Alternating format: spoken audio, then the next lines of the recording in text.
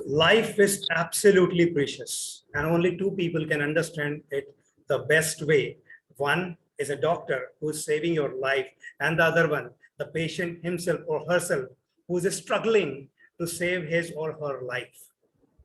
And I would say doctors are the second form of the God on this earth, who are putting their utmost efforts to save somebody's life. And especially when it comes to saving life, heart diseases are one of the most crucial things to save somebody's life when they are suffering from this, and especially when the condition is so acute. And I would say there are very few doctors who are working for the good of the overall society. And these doctors are making people aware of how you can save somebody's life without any extra expertise or without having the complete knowledge of saving somebody's life. You can learn little bit of techniques only from them, and you can save somebody's life, even your near and dear ones. And I have got one special guest on this show today, Dr. Rajeshwari Rapata. Dr. Rajeshwari Rapata is a homeopath, a renowned homeopath, a dean of a renowned homeopathic college, and she has so many projects in her hand so that she is saving several lives online as well as offline also. So I would request Dr. Rajeshwari to please show up and introduce a little bit herself to the forum. Welcome, Doctor. Thank you, Alokk Joshi, for inviting me live here. Actually, I'm going for the workshops, 3 days workshops on the emergency medical conditions awareness, the first aid, CPR, and then role of homeopathy in the first aid. So for that, I'm just here to explain what I will be doing in all these 3 workshops. Right. So first workshop, I already posted the video about what I'm going to do and what is the importance of the knowledge or the awareness of the emergency medical conditions. Now, let us go back to the era of the Second World War. When Second World War happened, it was realized that there was lack of medical care, and the soldiers, they were dying. And then there was one important person who was a big businessman during that time, and he started this IFRC, okay, the Red Cross. And from then onwards, it spread all over the world. So that was primarily for saving the soldiers in the war, irrespective of which country they are. Only that was a humanitarian level of work. Right. So they were the wounded soldiers, they were attended, they were given the care, they were absolutely served very well. That was the motto behind it. So afterwards, they came to know the importance of the first aid, and that's how it spread all around the world. But a time came when there was a lot of facilities available. There were hospitals and everywhere the clinics were there, and then slowly this reduced, the importance reduced, and people at that time, they used to obtain, even the lay people, they used to go and learn all this and then obtain a Red Cross certificate. Right. So now what happened is the importance reduced, but suddenly this disaster came in the form of pandemic, and right. You saw that so many people are dying and they don't know what to do. Their panicky situation is there, and people are unable to go outside, neither to the hospitals they are able to go because of lots of fear and ignorance, not knowing what to do and how it would be like. Right.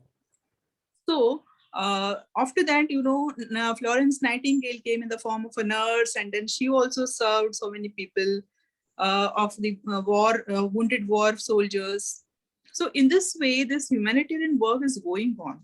But what happens is nowadays, in 2016, a law came. That is the Good Samaritan law in India. Okay.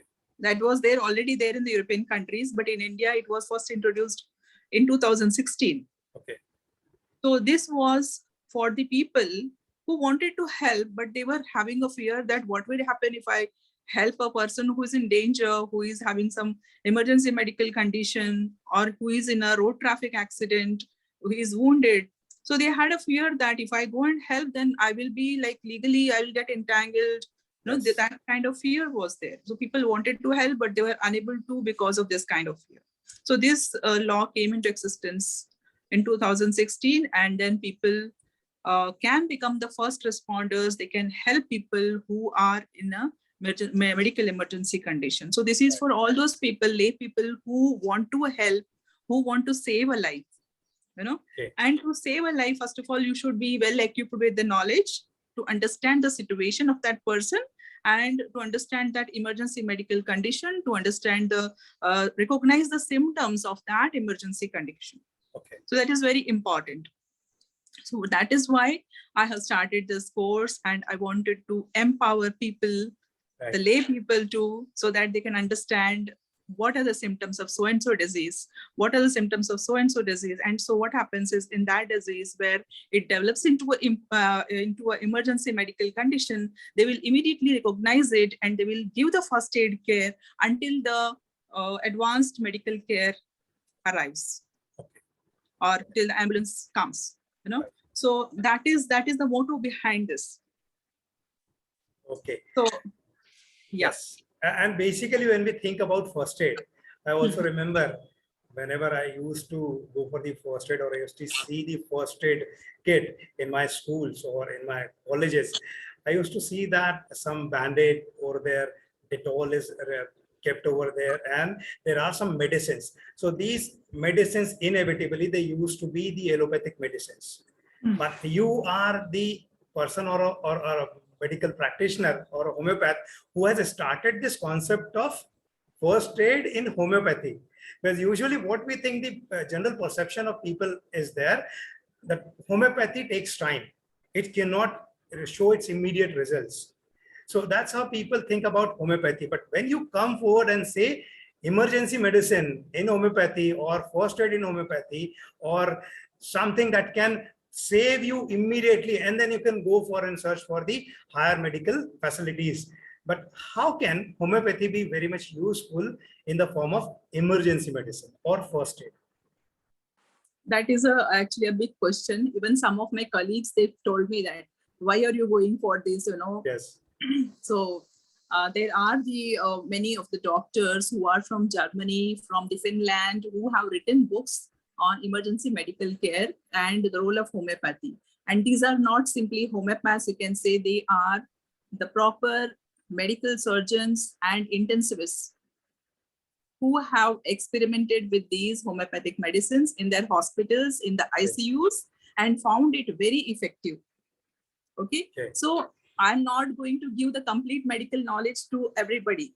Right. I'm going to only suggest those important medicines which can help in the first aid, okay, as a first aid medicine, right, so that they can rely on those medicines, because they're not, it is not going to cure it, but yes, it is going to help them survive till the medical aid arrives, So it is better to have something rather than anything, no help at all, yes, So that is why I am going to suggest those well-proved medicines which can help to make the person survive to an extent and it will prevent the complications also.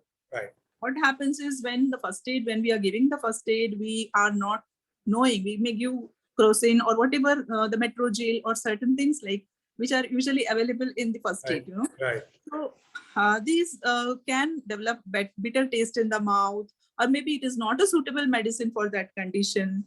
But homeopathic medicines, they don't have any side effects. Another thing is, it will help you conserve the energy of the person. Right. So, and the fear and the anxiety which develops during the medical emergency condition, because of which the person already dies 50% because of that anxiety, that will relieve that anxiety also. It will conserve the energy of the person.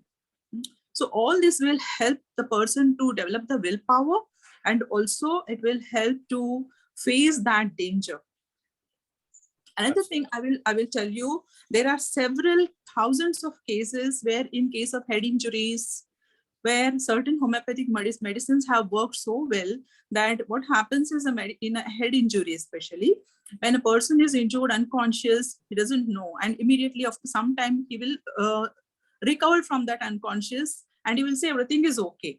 But after certain hours, you will find that the person suddenly collapses and dies. Okay. Okay, this happens because of the internal hemorrhage in the head. Okay. So there are certain homeopathic medicines which will help to prevent that internal hemorrhage. Okay. And it will delay the consequence. So when it delays the consequence, till that time, the person will reach the hospital and then immediately will get his X-ray or CT scan done, and then he will be saved from that consequences. Absolutely. So that's an amazing and incredible idea of homeopathy, saving and conserving the energy, because that's the only thing which is required. Because already when the person suffers from this acute condition, the morale automatically goes down. The person does not have the energy or the willpower that he or she can survive in this acute condition. So that's very much important. And if homeopathy gives that boost of the confidence, nothing like that. So people can have the 100% hope of surviving, reaching to the best place and bargaining that particular time, so that best of the help is available for the patient, and there's always 100% hope of living after this injury also. You also have mentioned one more session over there about CPR. So absolutely, we are going to learn CPR in depth from you in that particular live workshop. But can you just give a brief idea about how a lay person can use the CPR and have a better understanding of it and can save somebody's life? Yeah. So CPR, it is not a big rocket science as such.